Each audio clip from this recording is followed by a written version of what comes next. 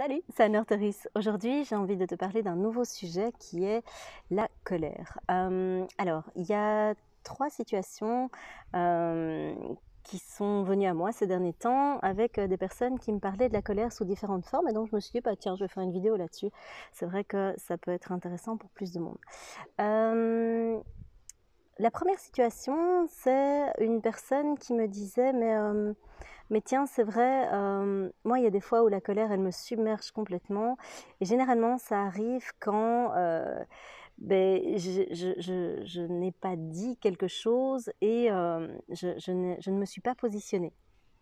Et donc dans cette situation, si tu veux, cette personne par peur de blesser, par peur de décevoir, par peur, de laisser s'exprimer sa colère sous une forme même acceptable, préférait se taire et donc qu'est-ce qui se passe? En fait la colère c'est une énergie en fait et donc quand tu fais ce genre de choses, l'énergie elle s'accumule en toi.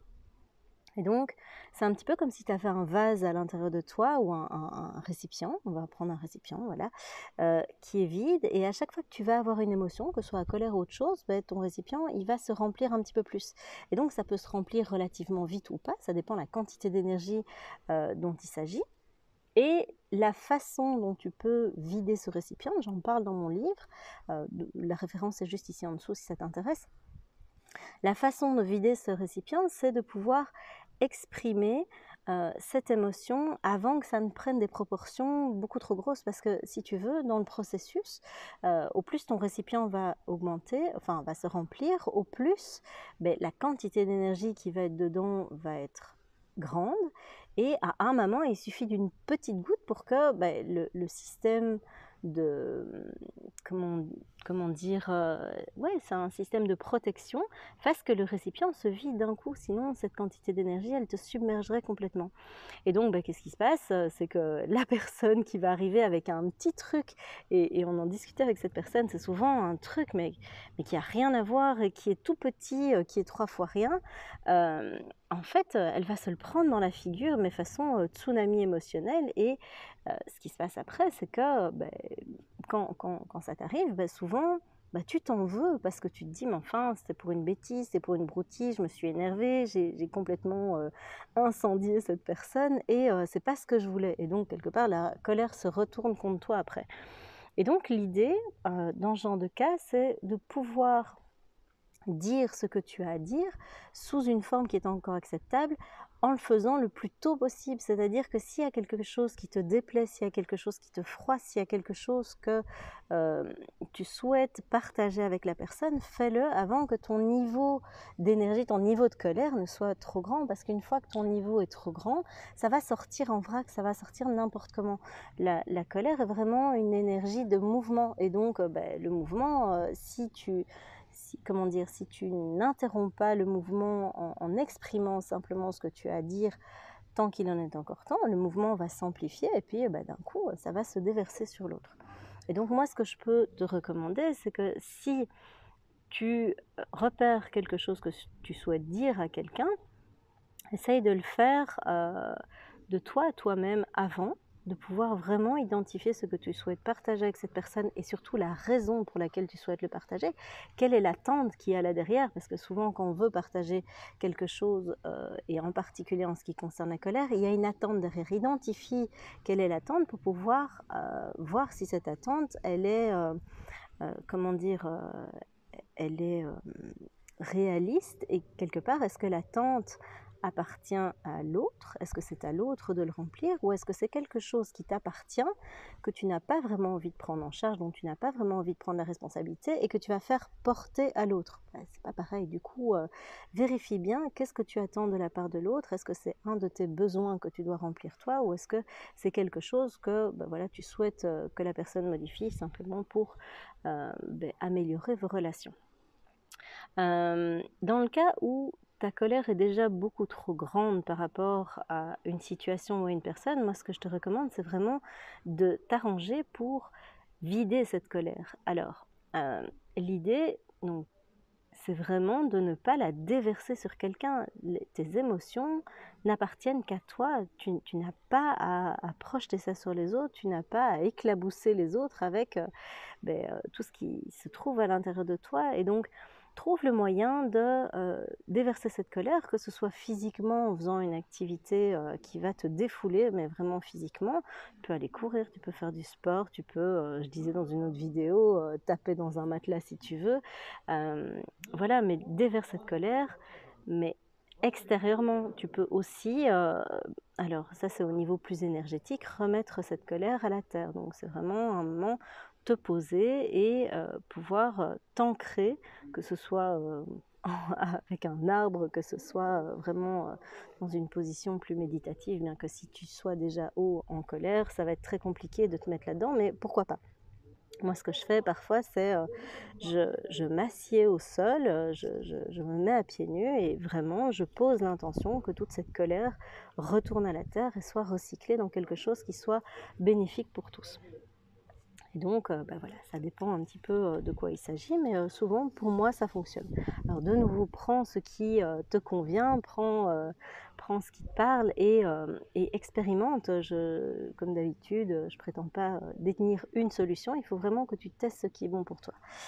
Et donc, c'est vraiment cette idée de pouvoir dire les choses à temps. La deuxième situation concernait justement une personne dont quelque part, il y a quelque chose qui avait été enfoui, qui avait été enterré de l'ordre de la colère et qu'une situation extérieure est venue réveiller.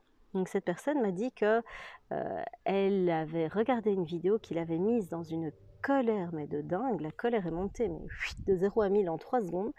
Et elle m'a dit, d'habitude, moi qui arrive à canaliser ça, à la gérer, eh bien en fait là j'ai pas du tout su gérer, j'étais complètement submergée par ça et il y a plein de flashs du passé qui sont revenus.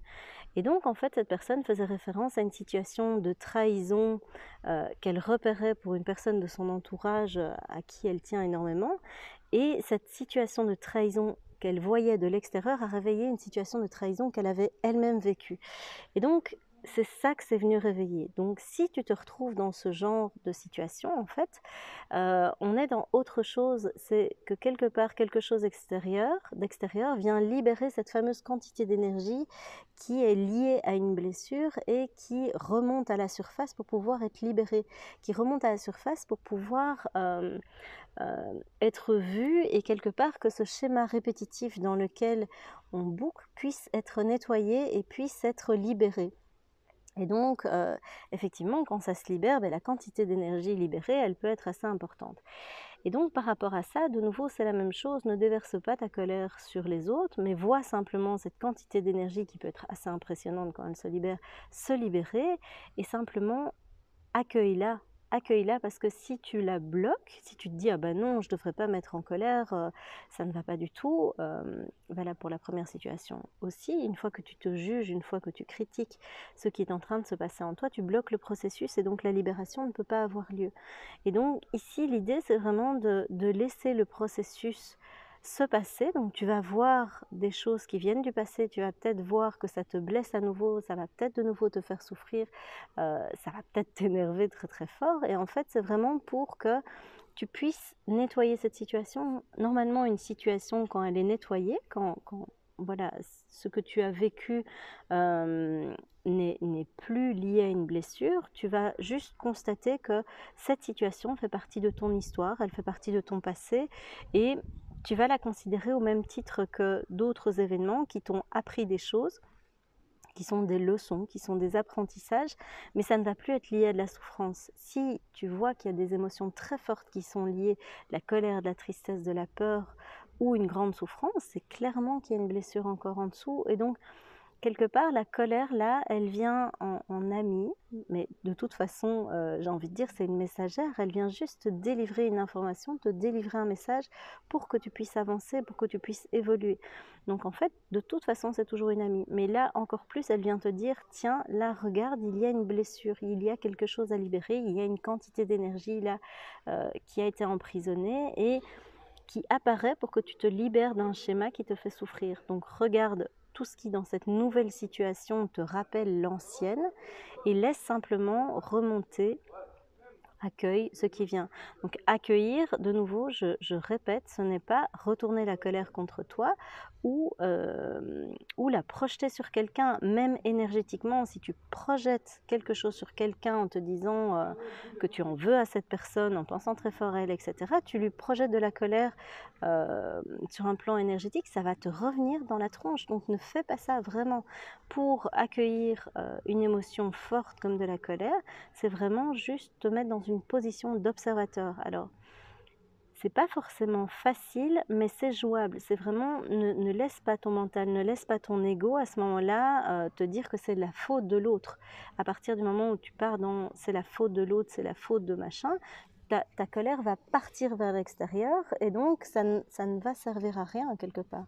Donc ce que tu peux faire, c'est de nouveau essayer de repérer quand ça arrive que la colère est en train de monter ou en train de s'exprimer. Quitte la situation, ne reste pas là-dedans, ne boucle pas là-dedans et va justement te défouler, faire quelque chose qui va te permettre de l'extérioriser.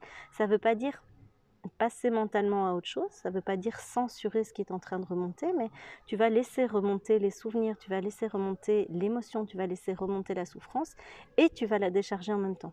Donc c'est vraiment te laisser traverser par cette colère, te laisser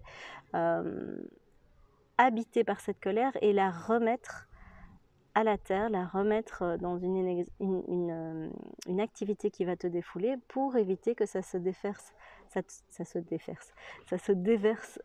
sur toi ou sur d'autres personnes. Alors la troisième situation, c'est une situation dans laquelle tu peux être face à la colère qui te pousse à juger et à critiquer d'autres personnes. Donc quand tu te dis oui, je ne sais pas moi, c'est trop injuste ce qui se passe dans le monde, cette histoire de coronavirus, c'est triste et en même temps c'est la faute de 3 petits points. Eh bien là, en fait, c'est juste que tu es en présence de ton ego. C'est juste ton ego qui est en train de te balader pour que tu n'ailles pas regarder à l'intérieur de toi. Donc s'il y a des choses qui te mettent en réaction, c'est-à-dire tu réagis par rapport à une situation, tu réagis par rapport à une personne, tu réagis par rapport à quelque chose, il se peut que ce soit en fait cet ego qui essaye de te distraire du fait que tu as quelque chose à travailler à l'intérieur de toi. Donc lui va te dire non mais il n'y a rien à travailler à l'intérieur de nous, c'est pas de ma faute, c'est la faute de l'autre. Donc en fait il va dévier ton attention vers l'extérieur au lieu que tu puisses justement la retourner à l'intérieur en te disant ok, moi là il y a un truc qui me fait bondir, de quoi il s'agit, pourquoi est-ce que je suis encore en train de réagir aussi fort à quelque chose qui ne me concerne pas finalement ou n'est pas dans mon contrôle. Et donc si tu te surprends à t'exciter sur une situation sur laquelle tu n'as pas de contrôle, que tu trouves très injuste, par exemple, qui réveille chez toi des sentiments je sais pas moi, d'injustice, de trahison, etc., en fait c'est juste qu'il y a ces blessures-là qui a à travailler derrière, et tant que tu es en train de te dire que c'est la faute des autres ou que c'est les autres qui font moins bien que toi ou qui devraient faire autrement, comment dire, tu laisses parler ton ego en fait. Et donc tant que tu fais ça, tu bosses pas sur toi. C'est ni bien ni mal, c'est juste un constat. Et tant que tu ne bosses pas sur toi, en fait, il va pas y avoir de paix à l'intérieur de toi. Cette colère, elle va rester là, elle va rester en toile de fond. Et le souci, c'est que si elle reste en toile de fond, tôt ou tard, elle va se retourner contre toi. Tôt ou tard, elle va venir, entre guillemets, si tu juges l'extérieur, à un moment tu vas te juger de la même façon, tu vas te critiquer de la même façon, tu vas juste te torturer, et donc ça va rien apporter à personne. Si tu veux changer les choses à ton échelle ou à une échelle plus grande, commence par trouver la paix en toi, commence par être en paix, parce que le souci c'est que tu peux jouer la carte de ouais mais je suis en paix, il n'y a pas de problème, c'est pas moi le problème, c'est les autres. Tu peux, sauf que ça va sonner très très faux, et qu'au bout d'un moment, tôt ou tard, les autres vont te le refléter, simplement parce qu'il y a quelque chose qui va dissonner à l'intérieur de toi, parce que la colère va être en toile de fond de ta vie, et que ça va tout teinter, ça va teinter la plupart de tes expériences, et quand tu seras seul, c'est contre toi qu'elle va se retourner. Donc de nouveau, cette colère-là, si ça se passe, dis-toi simplement que tu es en réaction par rapport à quelque chose parce qu'il y a une blessure en dessous à nettoyer. Et donc, au plus tôt tu regardes de quoi il s'agit, au plus tôt, et je ne dis pas que ça va être agréable, je ne dis pas que ça va être facile, mais au plus tôt tu as le cran quelque part de te dire ok, bon, il y a les autres, soit, mais qu'est-ce qui se passe en moi et pourquoi je suis dans cette réaction-là, et voir ce qui te fait réagir, au plus tôt tu vas pouvoir avoir de la prise là-dessus, au plus tôt tu vas pouvoir quelque part essayer d'être en paix par rapport à ça. Tu vas pas pouvoir mentir sur ce qui émane de toi. S'il y a de la colère en toi, elle va émaner de toi aussi. Et donc, tôt ou tard, ça va se voir, même si tu essayes de lisser la surface au maximum, ou même si tu joues cette carte de c'est bon, j'assume ma colère, en fait, que tu assumes ou que tu n'assumes pas, c'est ça qui va teinter ta vie. Et donc, vérifie simplement si c'est ça que tu as envie de laisser rentrer dans ta vie. Si c'est pas le cas, va falloir bosser. Donc voilà. Ça, c'était le partage du jour pour voir quelles sont les situations dans lesquelles la colère peut se présenter et comment est-ce que tu peux faire avec cette colère. Donc ne pas la déverser sur les autres, mais par contre te laisser traverser par elle et la libérer de manière saine, ça oui, clairement, c'est vraiment important. Sinon, tu vas l'emprisonner et tôt ou tard, ça va remonter. Je te laisse là-dessus, je te souhaite une toute belle journée et je te dis à très bientôt pour une nouvelle vidéo. Ciao!